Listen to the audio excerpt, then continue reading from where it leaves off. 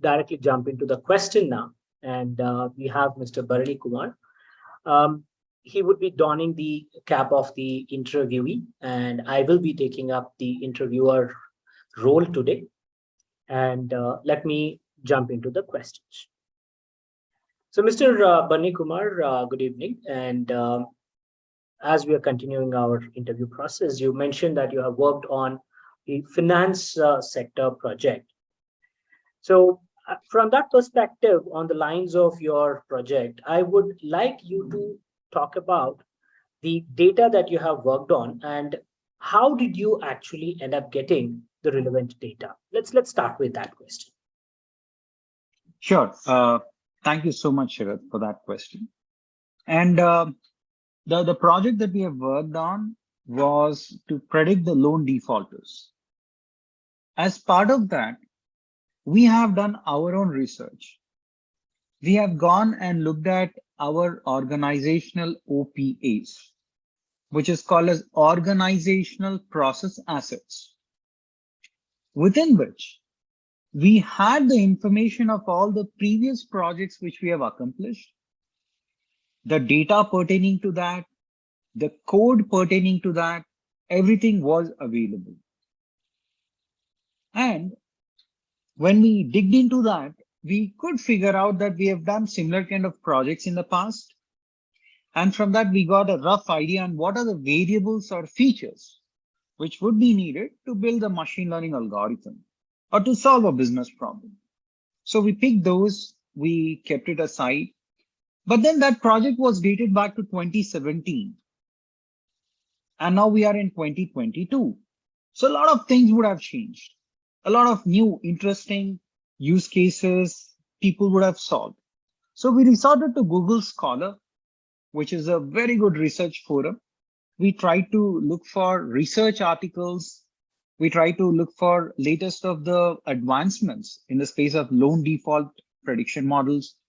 And then we figured out something interesting, that people were also trying to scrape the data from social media, alongside the regular variables such as age, gender, income, educational qualification, loan category, loan amount.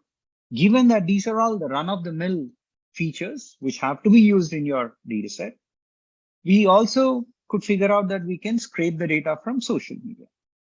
So we have actually taken the permission from the client, and with client's consent, we created a Facebook mobile app, which is something which you can develop within no time using developer tools on Facebook. And then we had to also record the screen of the mobile app. And we had to mention to Facebook on what are the various fields which we want to extract. Like we wanted to extract the comments. We wanted to extract the number of friends that the new customers who are applying for loan have. And then it was luckily approved. It is not, very simple to get your developer app approved by Facebook. They are very wary about, allowing external tools to scrape the data. Since it got approved, we started taking, we have taken that data, and the other data we have asked to the customer, and customer told, hey, we have the data, you can take that. Now we have taken the data which customer has given, which is the secondary data. We've also taken the data from Facebook, which is primary data. We combine these two, and then we have made a very comprehensive data set. And using this, we actually proceeded further with our model building phase. Yeah, thank you, Sharat. Thank you, Bharani, for that comprehensive detailed answer. So friends, the important aspect that you need to look at from this particular question is that you need to try and understand the business aspects. And then we also have to try and identify the relevant features and try to target capturing those relevant features only. All right. Now, Bharani, follow-up question on that. Can you talk about the data sources in a quick terms, and then post that I would also want to further ask on how did you validate it or evaluated the quality of the data that you are working on? Sure, absolutely. A majority of the financial organizations use Oracle database or Microsoft SQL database, etc.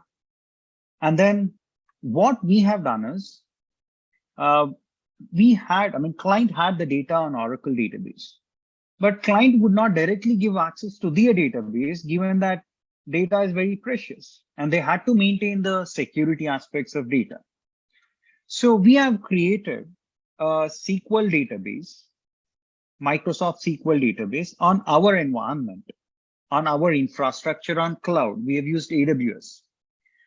And client has pushed their data, whatever we have asked for, into our database. And then from our database, we had connected that to Python tool, and we have pulled the data into Python. We have done a lot of data pre-processing, and then we built the models, evaluated those, and then we pushed the results back to Microsoft SQL. And from there, it was again pushed back to the client server, and client at their end have integrated that with their business application. And on their business application, the loan department was able to see the results of each and every customer. Customer A, 90% probability that they will default. Customer B, 5% probability that they will default. In that way, the loan department would see all these results on the business application at the client end. And the data that we have extracted from Facebook, we have pushed that onto our Microsoft SQL server only. Yeah, so this is how we have handled. And there was another question on data validation or data quality, right? Yeah. Yes. So here, there were multiple things that we have done, Sharat. One is we have tried to understand whether the data quality is right or wrong. So, and this entire data was digitally getting recorded. So we had to do a logical validation. We have done exploratory data analysis. We figured out that age column had negative values, and age cannot be negative. And probably a newborn kid parent would open a bank account. So 0 years probably makes sense, but negative doesn't make sense.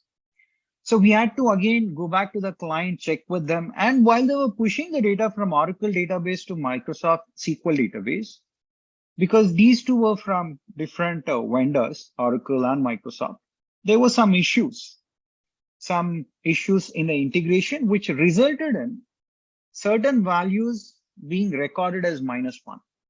So we had to write a logic, write code to convert these negative values into the actual values. And we figured out that these negative values were actually related to all the people whose age was 5 years.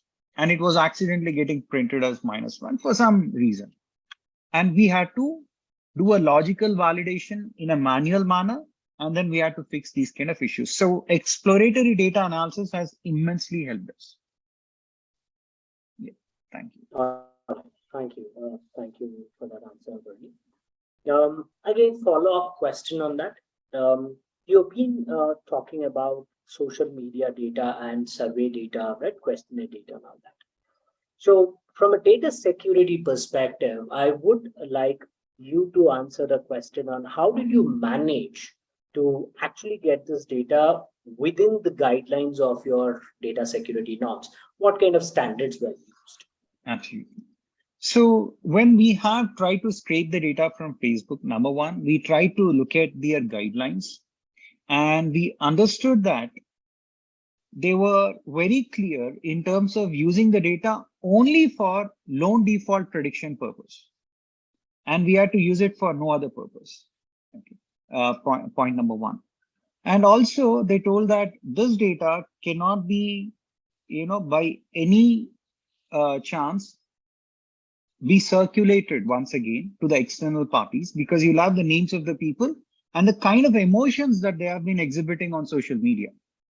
If they are posting something about or against some government policy, then this customer who is using Facebook account should not feel bad that, Facebook has allowed someone to scrape the data and this information is being published outside. So that is clearly the privacy breach. So we had to actually sign a lot of documents with respect to data privacy and security with Facebook also. And then the client clearly told that while I share the data with you, okay, I am going to mask the names of the customers and the email IDs of the customers will be masked. That's one thing. And then what we have told to the customer is that, dear customer, you need not even give us the nominal data, such as names of the customers, email IDs, phone numbers, social security numbers, because they would be irrelevant for us for model building itself. So very clearly, when we have collected the data itself, we have ensured that personal identifiable information, PII, personally identifiable information, was actually not even pushed to our servers. So those remain with the client only. And client has given us some mock IDs like ID 01, ID 02 in that way. And the app that we have built was actually shared with the new customers who were applying for the loan. And they had to log into this to authenticate and say that Facebook can, this company can actually extract the data from Facebook. Right? So the client authentication happened, the customer's authentication happened, and thereby we were able to abide by the data privacy and security norms. All right. Thank you, Bharani.